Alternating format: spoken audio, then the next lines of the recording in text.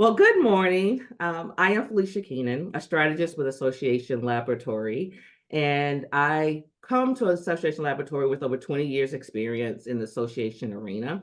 And joining me this morning, I have the lovely Wendy Kavanagh, who is also a long-term expert in association field. Wendy has served as the president of the Georgia Society of Association Executives since 2005. She has been in the nonprofit arena since 1995, and she previously owned her own association management company. Her prior work experience includes positions with the International Association of Financial Planning, Phi Mu Fraternity, and the Institute of Industrial Engineers. And Wendy earned her Certified Association Executive designation in June of 2002. Welcome, Wendy.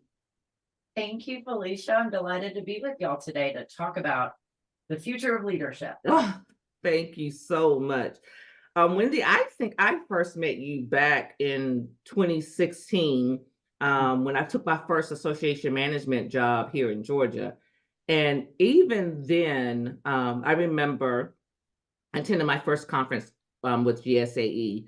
And even in 2016, GSAE was looking towards the future and having association leaders look forward. Because I remember attending a session there where the speaker was talking about how the demographics of Georgia would change over the next 30 years. And so how there would be a shift in the minorities and the majorities in Georgia. And so I looking back on that now, I just think that is so interesting that even then you were leading the association and association leaders to think towards the future. And, you are also very impactful in the work that Association Laboratory does as far as that looking forward initiative in helping us develop our research that we do for our looking forward data. So we greatly appreciate you for that. And I want to personally thank you because I don't know whether you realize it or not, but you were impactful in me achieving my CAE. I remember attending your study sessions and you personally giving me the certification pre-test to help me be comfortable when it was time for me to take my CAE. So I am proud to say that your work did not go in vain, that I do proudly adore the CAE designation. So I want to just personally thank you for all of that. Well, and that leadership prep is such an important part of GSAE's DNA. Not only do we encourage folks and give them the career pathways toward sitting for the CAE designation, we've also, our leadership academy that was developed back in 2008, 2009. I think we're on our 7th or 8th class of graduates that's steeped in association management tenets. But it's also an opportunity for our folks to develop judgment. What we've realized is that experience, training, the resources you need to be successful, GSA really takes those seriously. And this past spring, we actually launched a program that's for new and aspiring CEOs. That's an association executive MBA program. And it's, again, focused on strategy, managing people, financial management, digging deeper and going a little, our leadership academy is a very broad, almost a seminar type program.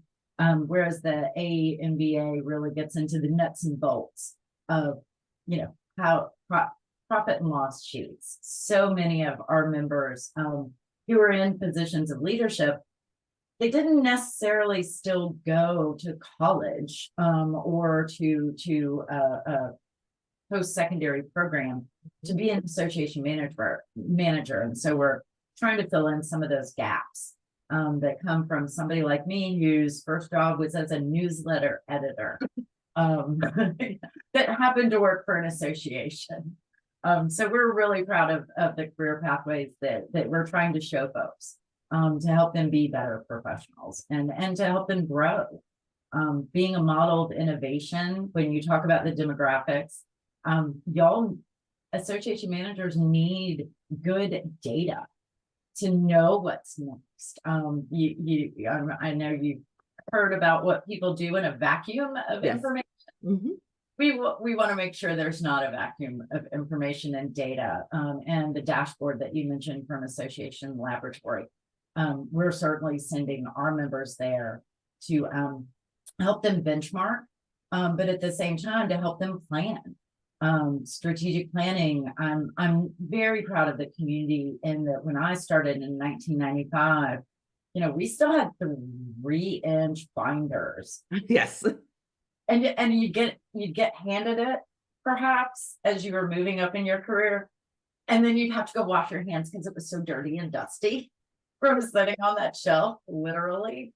So I'm really proud of the work we've done there as well, of helping people understand the value of looking forward, of getting somebody to help them with the strategic planning piece, and making sure that even if your analysis is a little off, there's a lot of value in the process. Yes. Of considering your surroundings and going back to something as basic for us is that strength, weaknesses, opportunities, threats, and teaching people how to use those tools.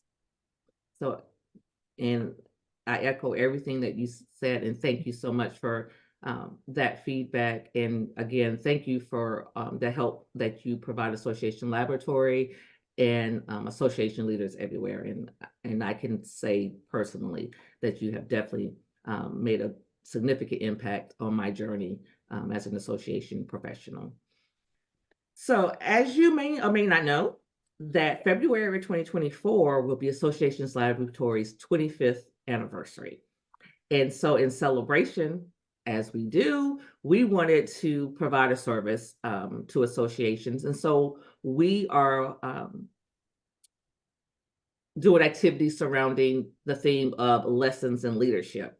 And which is why I've invited you today to share some of your insights during your experience in your channels with various association leaders. And so if you were to project 20 years into the future and look back at it today, what would you be most startled by when you look at association leadership? Well, I hope that associations 20 years from now are still powering the U.S. economy, are still making U.S. and global workers better at their jobs, setting the standards for safety, still involved in crafting legislation that keeps the American public safe. Those are some things that I'd like to see continue and move forward 20 years. Perhaps, as you and I were talking off camera, we'll see more and more groups kind of get out of this very traditional work environment, that our work environments will continue to grow and change to be a little more human, Yes. a little more whole person, that will have work that continues to be meaningful and fulfilling, but that also takes into account that when you're able to show up with your whole self, it's more fulfilling to work that way, and to perhaps move even closer to project management, and goal setting, and using that rather than perhaps this FaceTime, clocked time, that we're continuing to evolve as a community. And being somebody who does advocate on behalf of the profession, I would certainly like the awareness of the profession, of what association and nonprofit managers do 20 years from now. Confusing. I would love my father to understand what it is that I do, as opposed to me making up this elevator speech every time.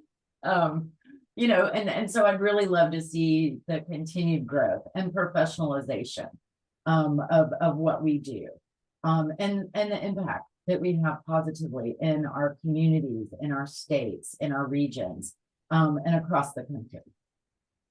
And I agree with you about the fulfillment, because if you think about it, associations were created because people had passion about something and they wanted to be organized in order to fulfill those passions. But as we have evolved to be a more business minded in order to create those advocacy efforts and create those pods for networking and membership, we've lost that feeling that once drove us to want to create these associations. So yes, creating those opportunities so that the whole person, the real person, can exist, I think would be a great asset to our profession. So definitely thank you for that. And I totally understand about the elevator pitch. 20 years in, and my aunt still thinks that all I do is meeting planning. And that is such a small part of it. A lot of members of my family think I just plan meetings. Yes. So yes, yeah. So we still have some hills to climb, but we have come a long way and we are very necessary. So yes, thank you for that.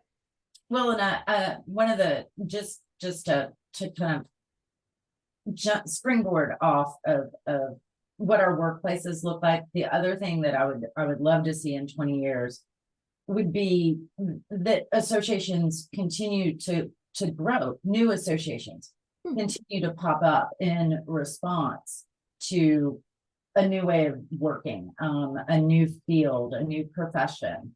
I think that there are such benefits to coming together, common cause. And I would love, I think that particularly the way IRS code works, and it can be very difficult to start a new a new association. And I would love to make sure that we continue to create a path for new associations to come into being in response to whatever's going on in our society or our professional lives. That's a great aspect. Growth option is just so key. Because if you're not growing and evolving, you are. Yes. And if we you're not, we learned that on our path. Yes. Exactly.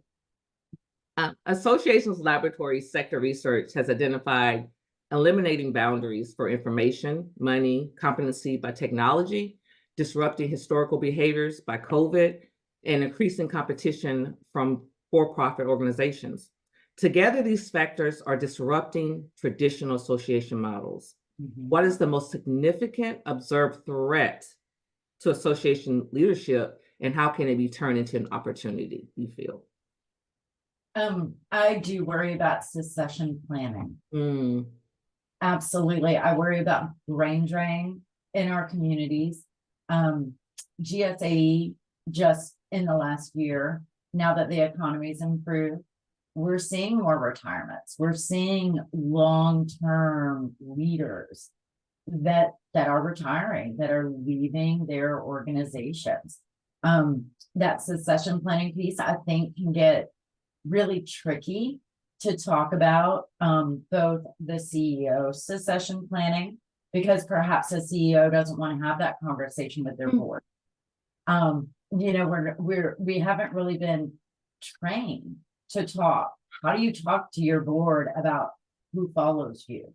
And within your staff structures, we're seeing the same thing. Folks that have this huge historical depth and breadth of their operations. And once they move on, you don't want to reinvent the wheel, but you also want to take advantage of the opportunity to maybe innovate and change some things from the way they were done in the past. So succession planning for me is a real conversation that I think our organizations need to become more comfortable having. The other thing kind of relates back to those human workspaces and developing your future leaders, the leaders of tomorrow. One of the things that I mentioned, that development of judgment. It's hard to develop judgment if you're not let in on the judgment making process. Certainly within our own board meetings. If you're going into executive session, you're certainly there. There are some protected conversations around personnel or compensation. For GSAE, for example, our annual meeting discussions about where we're going for annual meetings. But you're always reporting back out what that decision was. And all of us ought to be sharing the rubric by which we're making decisions as leaders now, as much as possible with our young leaders, our junior staff, so to speak. You don't have to give all the discussion points. Who said what? I would never personally put those in my meeting. Actions of the board. Here we go. This is what they put it on. But knowing how that decision is arrived at, knowing what the rubric is, and I think certainly for our young professionals who are graduating from college right now, everyone's familiar with a rubric. Your joint venture screening, this is why we decide to partner with the people that we partner with. I think there are lots of opportunities for us within succession planning, within developing the next generation of leaders, to say, where can we be more transparent? And not be information hoarders. I find that to be a troubling trend that I would like to see reverse. And I am in total agreement with you on both of those points. Being someone who was an executive director and had staff, I always made a point to be a mentor to that. And I didn't want to be a gatekeeper because my staff were always generally up and coming, newly graduates and so forth. And so I felt that I had to pay it forward in order to mentor those people to be at the levels that I am. And in regard to your succession planning, not only do I think the CEOs need to have that discussion, but the boards need to also develop the evaluation process to be able to determine when it is time to have new leadership, and new heads of staff. And I think that's unfortunately that's a position or a problem that has lingered a long time, and to detriment of some associations, because the boards don't want to take the responsibility of that replacement. Uncomfortable. Yes. I would love to see, some training, some teaching, some resources around how to have that conversation. Yes. And make it less uncomfortable. Yes. And really, one of the things that certainly GSAE, our people are dedicated professionals. They like their industry. They love their members. They love working with a group that they're making people's lives better. But we have some gaps that we can certainly address going forward. And that's why we're glad that organizations like GSE exist to help us be better professionals. What's one leadership trait you believe will become obsolete in the future of association, and what emergent trait should replace? This is so the drum I'm going to bang during our today. Gatekeeping leadership. Leadership that holds fast to such a determination to keep a hierarchy in place. I noticed that in our earlier conversation, we were talking about decentralizing leadership and being more collaborative. And it's not to say you have to do that everywhere. Obviously, I'm the only person that's going to sign a contract for my organization because my board has given me that role. But I do think there are some ways that we can decentralize some things to, again, increase fulfillment in the human space, increase the growth opportunities.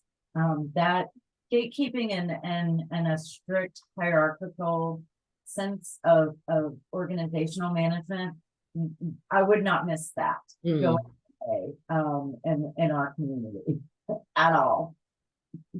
And I can totally agree with that. I totally You know, agree. again, it's developing the judgment. Yeah.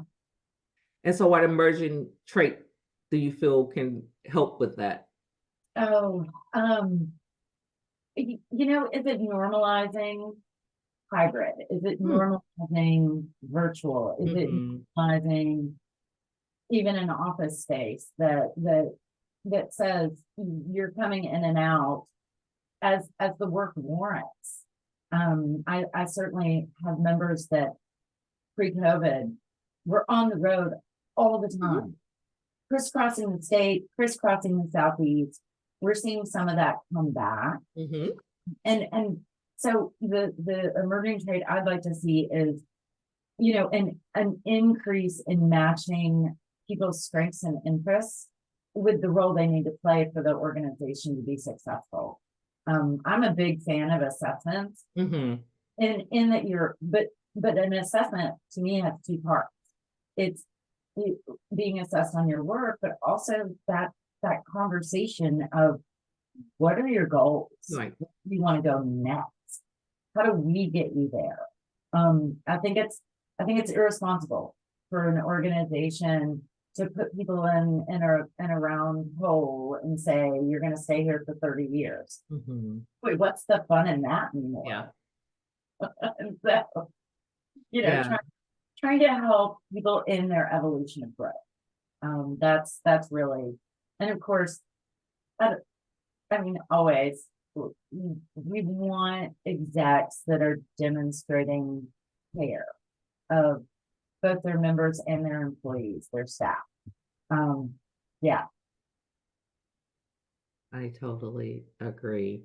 And you are 100% right. It's a disservice and it's irresponsible um, to not foster those that report to you and those that you work alongside, and to think that um, they're only as good as the title that you Mhm. put on them. And the Uh, work you're doing currently. yeah, yeah. Um, I think that the most effective leaders that I know, they're you hit a foundation of excellence or expertise, Mhm. and they're giving you opportunities to deepen that expertise, or, you know, again, grow and evolve, try new things. Um, yeah, I think there's a lot of opportunity there. Yeah, yeah. Be more collaborative rather than Top gatekeeping. down. Yeah, definitely. And I love the way, for a long time when our millennial leaders were starting to come into kind of more responsible roles, we actually had a millennials mythbuster program that they ran, these young leaders at that time. And one of the things that we walked out of the meeting with was a recognition that everyone wants work-life balance. Mm. If you are a living, breathing human being, you want work-life balance, whether it's family, kids, friends, pets, volunteering. You want a life that revolves around more than just 9 to 5. And so I think that we're finally at a place in our communities that people are saying it's not just young people Yeah. that want work-life balance or fulfilling work or meaningful work. It's across generations. And what happened back in 1995 when I was coming in, with these very top-down decision-making models, it's okay to move away from that. And so I see those effective leaders in our community. I just need more of them. Yes, yes. And I think that once we hit that mark, we'll see a lot, as you stated earlier, the opportunity for more associations to exist and grow, to be developed, because we have the leaders in place now that have the intuition to know that this one particular association may not fulfill all of the requirements or the needs of a certain profession or an industry, and it's okay for another association to be created for that. So yes, we need more pathways for leadership and more people taking that leap in having mentors to get them there. So thank you. Considering the rapid evolution of member needs and expectations, how do you envision the role of association leaders in ensuring relevance, value, sustainable growth in the next decade? I think environmental scanning is key. We talked earlier about having access to the right data, the right foresight work. Yes. Is a good opportunity. Association laboratory, trying to get ahead of some of the trend spotting. But environmental scanning is such a huge part of my role. From being able to assess the landscape, assess what Wired Magazine is saying versus what Wall Street Journal is saying versus what we're hearing in our own communities. I think being able to synthesize data continues and is going to continue to be so key. And being able to iterate, pilot, evaluate, tweak it, make changes. One of the things that GSAE is really proud of doing is being a model of innovation. So we're taking risks and piloting things and learning from it and telling our members what we learned from it so that they don't have to take as much of a risk. And so I really think that as we continue as a profession, that ability to scan, plan, implement, it's literally the way we are going to be able to continue to meet the members' needs. And being nimble. Yes. Being nimble has been, one of those terms we've used for the past 15 years. Truly nimble is not turning a ship at a glacial pace. Right. You need to have at least some portion of your dues revenue or your non-dues revenue that can be invested in the future, that can be used to experiment. I just think that is going to be key for not only our survival as associations and professional societies and trade organizations, but just critical to us being able to be successful 10 or 15 years from now. And unfortunately, I think that COVID taught that as a hard lesson about the importance of being nimble, because a lot of associations were, caught off guard when they had to replace revenue during that time. So yes, being nimble and being able to project, and just hearing other voices, rather than your board or your longtime life members, hearing other voices and other aspects or thoughts about the direction that you should go in or the direction that the industry is going in. So definitely having that data to support and plan and to look forward rather than continuing on the path that you've always been on. So yes. And again, you can do small pilots. Nobody's saying change your entire annual meeting that makes all of your money for the year. Don't blow it up all at once. Just blow up a part of it. There's nothing wrong with blowing that idea. Just do small pilots. So yeah. And I think that is definitely a hard pill for associations to swallow is taking a chance. Yeah. Because there's so many aspects of their membership that's going to be affected or may have an opinion about what they're doing. So they're often afraid to try something different. But I think by you saying just do a small pilot, change a little something at a time, can help ease into those changes. So yeah, thank you for that. Well, Wendy, it has been great speaking with you, and you've definitely had some very thoughtful and engaging insights, and we appreciate sharing those with us. And I appreciate you being in the industry for so long and all that you do for association leaders and the association space in general. It's leaders like you that allow us to be who we are. And we just appreciate you having the care for this industry that you do. Thank you. And definitely coming from Association Laboratory, thank you for all that you do to Competent. support us. Yes. Thank you. Amazing, competent people run associations. And I am so fortunate that my job is to help them get better. And to know the things that they may not know otherwise. So that's a great place to be in. But I appreciate your time today. No, thank you for your time. And again, thank you for your insights. And I look forward to working with you more on our sector research with Association Laboratory and working with GSAE again as a volunteer. So I look forward to seeing you again soon. Awesome. Thank you Thank you so so much. much, Wendy. Have a great day. You too. Bye-bye.